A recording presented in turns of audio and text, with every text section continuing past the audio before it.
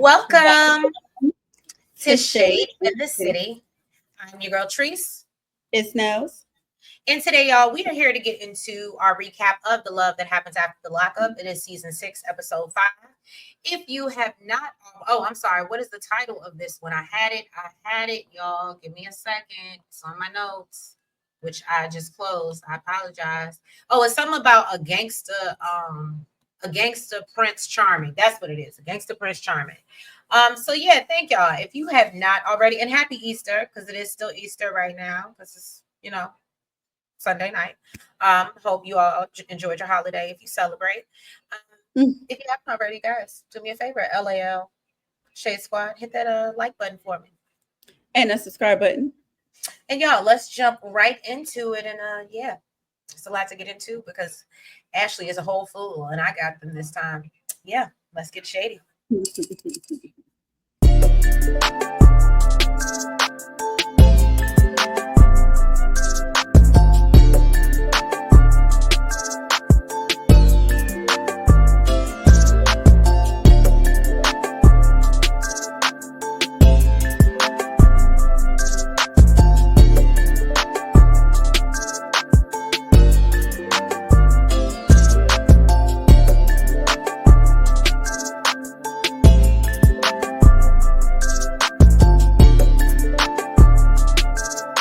Straight up to your face. Straight up to your face. That's what Julius did. He played straight up in your face. All right. Now, first, obviously, we're getting into Ashley, Julius, and Alexis.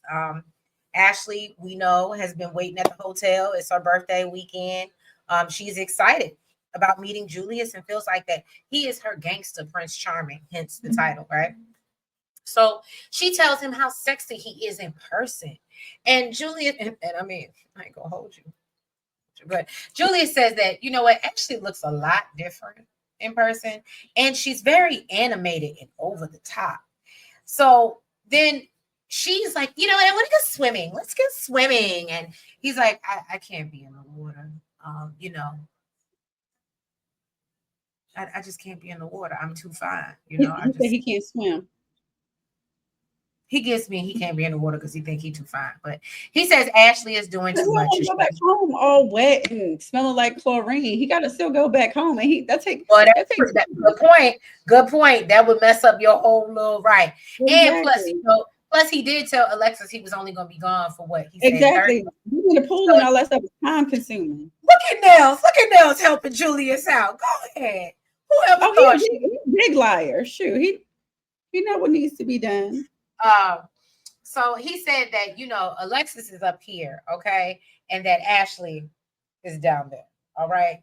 And Julius is more into his phone. He's literally just laid out on the bed, more into his phone, and he tells her that he's a vibe. Basically, get into it. And Ashley, she's like, okay, but I want to vibe together. So Julius tells her, look, I'm just trying to kick it. And I think you got the wrong idea, sweetie. This is what I love when he had to break it down to her like this. Actually, at this point is crying. You ruined my birthday.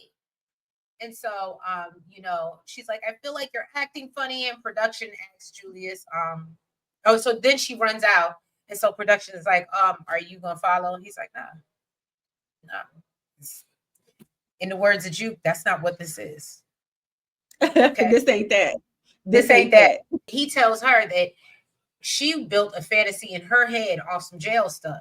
So basically, she tells Julius that he's cocky, he's rude, he's a liar, and he's disrespectful. And he has to let her know that this is not a relationship. I don't know what you thought this was. He said, we've never met. It's never, ever met, but we are not in a relationship, okay? And so Ashley is like, so then are you going to spend the night? Like, girl, after all of that? Really? And so then Julius was like, well, what did you spend on me when I was locked up? And so she was like, well, I ain't do for you. And so, he said, I'm the one that was in jail. I'm the catch. I'm the prize. Like, how does it even make sense? It does to him. Yeah, so And you you know was what? the parent. And like she Ashley, was like, how stupid do you sound? I mean, it did, but you know, she was the one asking him if he was still gonna spend the night. And if he would have changed his mind and stayed there, she would have let him, even after all he said, because she that stupid. Desperate. Facts. So Ashley tells him to enjoy his free time because he's going right back to jail. And Julius admits that, you know, he let her on, but says when you're in jail, it's all entertainment. And that's just what it is. I said, well, all right, let's get into Nelson's favorite. Nelson's new favorite. Oh, bye. Courtney and Will. So they're on their way to go bowling, and this man is literally obsessed with everything this girl does. It's kind of disgusting. And I know the mom is in the back seat of the car wanting to vomit in her mouth. She says she grew up in a single parent household. Her and her mom don't have the best relationship. You know, she was addicted to some substances, and you know, when you're like that, you're super selfish. She says Right. she always was the problem child. She broke her trust, and now she has something to tell her. So she told her, you know, she's not going to her house because she has warrants in Washington that she didn't take care of. She says she might be arrested today, and you know they might take her up to Washington. And apparently, Will knew and said, you know, he ain't feel like it was his place. He didn't want to get in the middle of that. So after an hour of waiting for this girl to come out of the probation office, you know, they're super worried, but she called them and let them know that she was okay. She was on her way out. Apparently, it's not an extraditable charge, and you know something she can handle on her own. Then this girl gets back in the car screaming about how she wants pizza and penis. Okay. Penis. Why her mama's in the car, mind you? So she got to get rid of her mama. So then they got to go look at some Christmas tree, and he decided this was a good time to get down on bended knee. So she was super excited when he popped the question. She said yes. Mom didn't look excited at all. Not at Production all.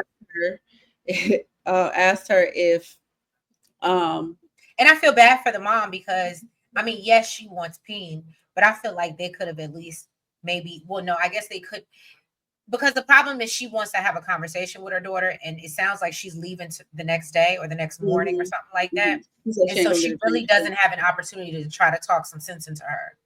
It don't sound like it's going to make a difference anyway, especially since they don't have a good relationship.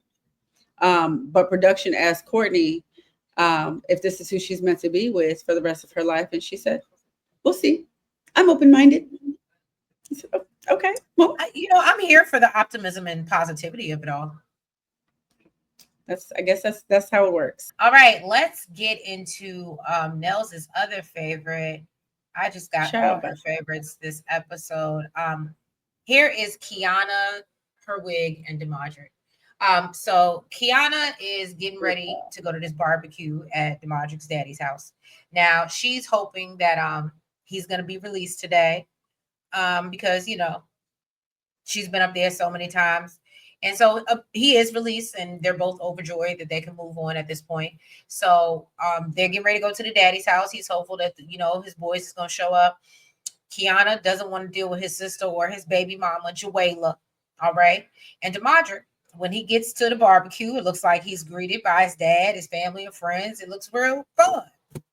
Look like a good old hoot nanny. And, you know, he's just hoping to see his kids. Now he talks to his dad, and we learn that his dad is also has also been in prison, and so he advises him to just make better decisions moving forward, so he can break these generational curses. And I said, I agree with you, sir. So then Damoderick's stepmother, I like her, let her know that his baby mama is invited and she's coming.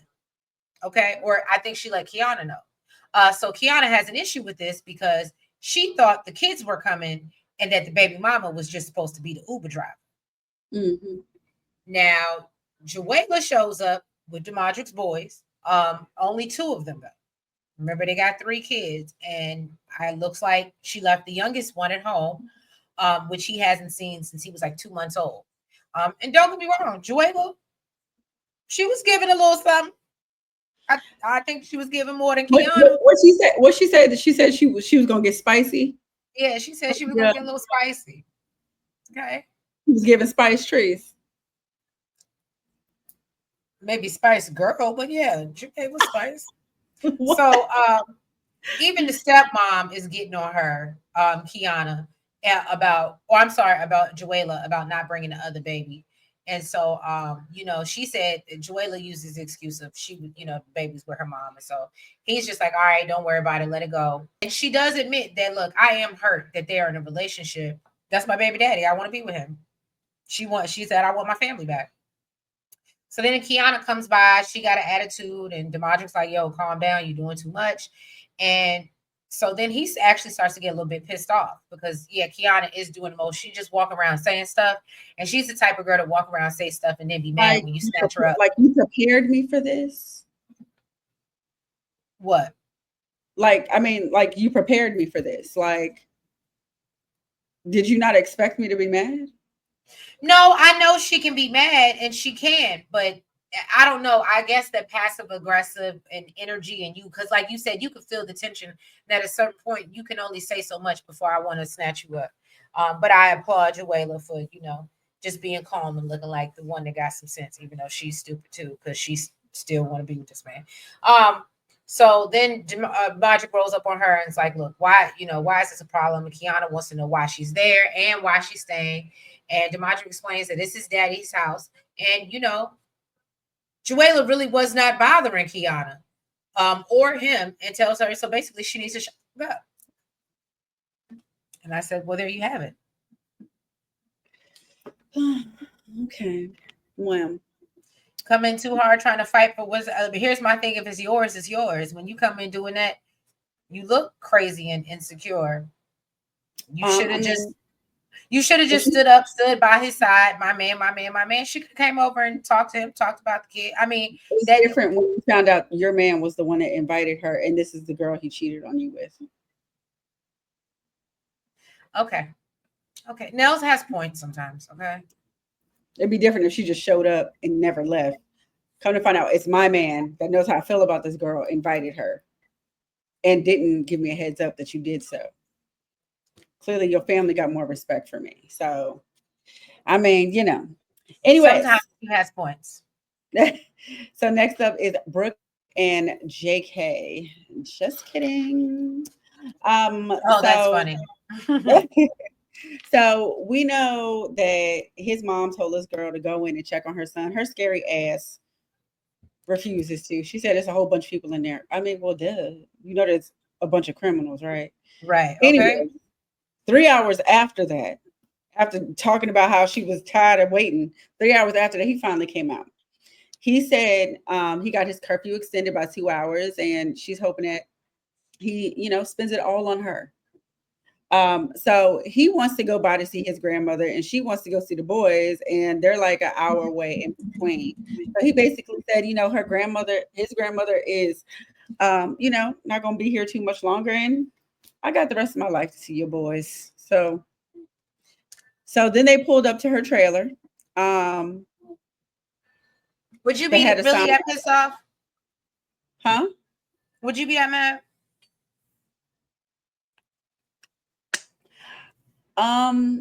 Because the thing about it, the only thing I didn't understand, you literally sat and broke down for us the curfew and what his time restrictions were. So you said we have to do this, we have to do this, we have to do this. Now, I can understand being upset because he didn't expedite the time with his grandmother. But I feel like now you being mad and because he can't go see your kids, I kind of. So I know. So I just don't understand. I know part of it is that she wants him to see the kids, but then when they were arguing, she was talking about how she has to get to her kids. So I don't know if. I don't know. But also, to your point, he also mentioned that basically, it's giving. She really just didn't want to disappoint her kids. It's not like she had to be with her kids. And I mean, I ain't even gonna hold. That's what I'm saying. That's why I was like, would you? I don't know. I don't know if I would have been mad over that. I think I to your point, I was confused as to whether there was an urgency, like I got to get to my kids' daycare clothes type situation. Yeah, that's Then what I'm yeah, saying. but see, for me, I ain't even gonna hold you. He would have been left at his grandmother's house, and I would have been en route. I can give a damn whether you saw if my kids are the most important thing, you're taking a back step, and we'll figure out what to do. Your cousin came over, maybe he can drive you back. I don't know, but I would have made, and I'll catch up with you later. That would have been my. For me, right? If he's like, oh, I'm trying to go see my grandmother, whatever, right? And this was a part of the day's plan. And yes, I don't want to disappoint my kids. I would have mentioned that we also didn't plan to spend 5 hours at your PO's office. That part. So now the plans have changed. So yeah, if you do want to go see your grandmother, I think that was a good solution rather than saying F your grandmother. But I think that was a good solution. I'll drop you off at your grandmother's. I'll come get my kids, and then I can meet you back here, or we can meet up later, or what have you. But I'm not gonna lie, after I just spent 5 hours in the car waiting on your ass at your PO, I don't know if I'm gonna be so compromising. And With not the even rest that, I just feel like when your kids come first, you're not worried about. You could give a day if somebody is getting in your way of of getting to your children. It's very easy to put them to the side. That's why I could understand if that's the case. But like you said, we're kind of unsure of really, was there any urgency, or is it because this is what she wanted because of the optics and how it looks, and she wanted to bring him home to meet them, and yeah, daddy's home when whatever. So yeah, she had a sign up on her trailer that said "Welcome home, JK." He went in there, got real comfortable while his girl was sitting outside just waiting to be invited in. After waiting in the car for all this time, he still didn't. He did let her know. He did let his grandmother know that Brooke was out. Brought him there to meet her, and his grandmother was just like, "What happened to Alex?" Even grandma on Alice's side. So she was on the phone complaining about how he left her outside, and then they finally came outside to join her instead of inviting her in. I don't know what that was about, because it looked like it was hot as hell. It looked like, yeah, because she had sweat stains all on the back of her shirt when she got up to hug her. I would have waited in my car and ran the AC. I'm not, but this is why I question this whole scene, this whole conversation, because I absolutely think, and maybe I'm wrong, I don't think that glass is that thick in that damn trailer that her sitting right outside, she didn't hear everything that woman said about her. But she wanted, in my opinion, she wanted to sit there and wait, and so she could hear. Because if it was me, I would have been in my car in the AC, and eventually you would have started getting text messages. I'm tired of waiting. If I'm not coming in, I'll come back and get you. Like, that's what I'm saying. That's why I can't even see it for Brooke, because my patience isn't set up like that. Yeah. I don't love nobody that much. His grandmother said that she has a gift, that when she meets people, she reads them, and she's not comfortable with her and JK, and she feels like she can't trust her. So then his cousin John stopped by. Apparently, this is somebody he grew up with, and then he asked to use his cousin's phone to call Alex, talking about he wants to make sure that she don't show up at his party. He said Alex held him down while his mom was sick, I believe. But he don't see it for her because she cheated. But he said basically if that never happened, they probably still would be together. So when they got back in the car, it was later than they thought, and she wanted to go see the boys. And he's like, yeah, just call them and tell them that, we can't make it. Something came up, which pissed her off because she feels like she committed to her kids and she doesn't want to break the promise. And he don't give a damn because he's like, I got a curfew. I got to be at the house. And she's like, yeah, you're a grown-ass man. That's not my problem. So figure it out. And then they got into an argument. It looked like he jumped out the car. I mean, I guess you'll get there faster walking if she's going the opposite direction. So I don't know. That's Brooke and JK, y'all. I could give a rat's behind. All right, let's move on to Savannah and Bradly, another couple that I could give a rat's behind about. So Savannah looks messy walking into Bradly's coming home gathering. She looks crazy. Now, me and Nels watched this together. I think my 2020 vision is still good. I think, Nels is still, she's not wearing glasses yet. So I think we saw the same thing. And I don't know who told her to put on this dress with the ruche that still didn't help. It did. But yeah, Samantha thought she was doing, Savannah thought she was doing something. So she's worried about bumping heads. Now that she done played nice with the older sister, Alyssa, now she's worried about bumping heads with the younger sister, Caddy. Caddy don't see it for her and makes that very clear. They get to the party and Caddy makes it known she isn't Savannah's biggest fan and she wants Bradly to basically find his path without her hovering all over him. And it didn't help that when she has a conversation with Bradly, when he first gets there, he basically makes it seem like Savannah is smothering him, which I guess she is. And so Savannah goes to talk to Caddy and, it's like, what's up? Caddy makes it clear, look, I don't really like you. And I just want to see my brother do well. She mentions what Bradly shared with her and they agreed, well, look, Savannah's like, we need to do what's best for Bradly. But okay, we just don't see it for each other. And Savannah's like, well, I don't care whether Caddy likes me or not because I'm here to stay. And that's not what happened. And I hope Bradly is still out of jail and doing well. Like Lauren said, I got to come back and give her a report on Bradly. He seems to be, on the up and up. Her prediction might have been right. I mean, once he separate, because she said he ain't gonna be able to be with her because he's focused. I'm focused, man. Now, what he's focused on, that I'm gonna leave that to the YouTube streets to discuss. But All right. Next up is Joey and Michael. So Joey is giving overwhelmed by Michael and his antics. Okay. He said that given this situation and the rules, he know Michael would rather go back to prison, okay, than live by the halfway house rules. So he took Michael to see his mom. And he said that he hasn't seen her in a year. So they were both super emotional. He said his mom's proud of him no matter what he does. And I'm sure that's the problem. He said people like him don't deserve angels like that. And he basically said, he messed up. He's literally. I kind of don't believe anything Michael says. Yeah, he's a F up, like he said. So yeah, he literally does not even give a damn if he gets in trouble again because he wants to go to the hotel with Joey and doesn't want to let the halfway house know. And his mom is like, no, you need to call them and give them a heads up, like, you big stupid ass. Okay, so he did call. He left a message.